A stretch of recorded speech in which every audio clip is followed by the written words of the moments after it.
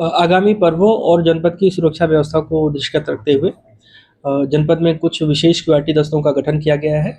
ये क्यूआरटी दस्ते कुल 8 की संख्या में हैं, जो सर्किल हेडक्वार्टर पे सर्किल ऑफिसर के अधीन कार्य करेंगे और किसी भी प्रकार की सूचना पे ये मौके पर आदेश दिए जाने पे तत्काल पहुंचेंगे और कानून व्यवस्था को नियंत्रित करेंगे। इसके अलावा महिला सुरक्षा को दृष्टिगत रखते हुए 24 घंटे एक शक्ति मोबाइल शुरू की जा रही है, जो पूरी तरह से महिला पुलिस कर्मियों से रहेगी युक्त और विभिन्न बस अड्डों, रेलवे स्टेशन, मार्केट, बाजार, स्कूल, कॉलेज, कोचिंग्स में जाके महिलाओं, लड़कियों, छात्राओं से इंटरेक्ट करेगी, उन्हें जागरूक करेगी और उनकी समस्याओं का निराकरण करेगी।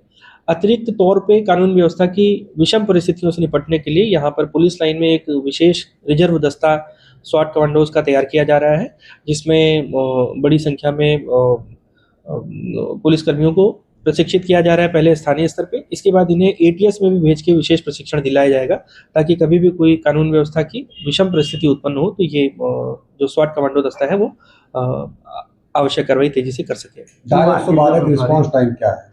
डायल 112 का रिस्पांस टाइम यहाँ पर बहुत ही अच्छा है। प्रदेश के टॉप के जनपदों में जनपद जौनपुर आता है। 5 से 6 मिनट के बीच का यहाँ पे शहरी क्षेत्रों में है और लगभग 8 से 9 मिनट के बीच का ग्रामीण क्षेत्रों का है। क्यूआरटी कैसे काम करेगी सर? सर्किल हेडक्वार्टर के किसी महत्वपूर्ण थाने के अति महत्वपूर्ण और संवेदनशील स्थल पे 24 घंटे ये क्यूआरटी वाहन तैनात रहेंगे। इसमें सशस्त्र पुलिसकर्मी रहेंगे जो सड़क पर हमेशा मौजूद रहेंगे और उच्च अधिकारियों के आदेश पे विभिन्न मौकों पर जाकर कार्रवाई करेंगे। सर, क्या सर्कल्स में कुछ ऐसे हॉटस्पॉट भी चिन्हित किए गए हैं कि मतलब जो सुरक्षा के दृष्टिकोण से या लॉ एंड ऑर्डर के दृष्टिकोण से महत्वपूर्ण है? कुछ विभिन्न थाना क्षेत्रों और सर्किल स्तर पे सदैव कुछ अति महत्वपूर्ण स्थल होते हैं जो कानून व्यवस्था की दृष्टि से संवेदनशील होते हैं, महत्वपूर्ण चौराहे होते हैं, बाजार होते हैं।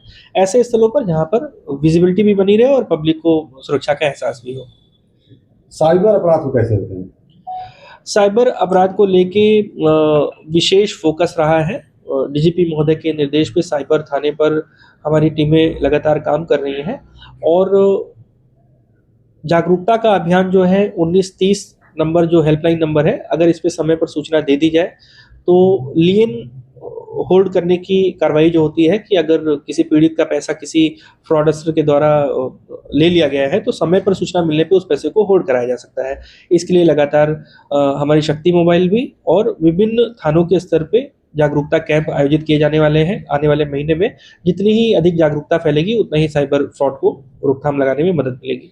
सुप्रीम कोर्ट का एक आदेश आया कि थानों की सीसीटीवी खराब है, रेगुलर नहीं होती। विगत वर्षों में प्रत्येक थाने पे पर्याप्त संख्या में सीसीटीवी कैमरे हाई डेफिनेशन लगाए गए थे। कभी कभी कुछ कैमरे यदि उनमें किसी प्रकार की कोई तकनीकी खामी आ जाती है तो अविलंब उन्हें ठीक कराया जाता है।